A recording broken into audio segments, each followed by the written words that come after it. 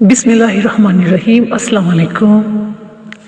اشعث ابن اسلم کہتے ہیں کہ حضرت ابراہیم علیہ السلام نے ملک الموت سے، جن کا نام حزرائیل ہے، دریافت کیا کہ اگر ایک آدمی مشرق میں ہو اور دوسرا مغرب میں، اور دونوں کا وقت ایک ہو، یا کسی جگہ روح قبض کرنی ہو جہاں وبا پھیلی ہوئی ہو یا جنگ ہو رہی ہو، تو تم کیا کرتے ہو؟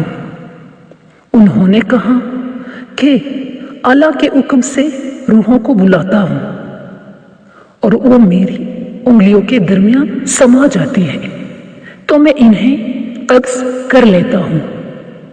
ایک روایت یہ بھی ہے کہ پوری زمین ملک الموت کے لیے ایک پلیٹ کی طرح ہے، وہ جسے چاہتا ہے اس میں سے لے لیتا ہے۔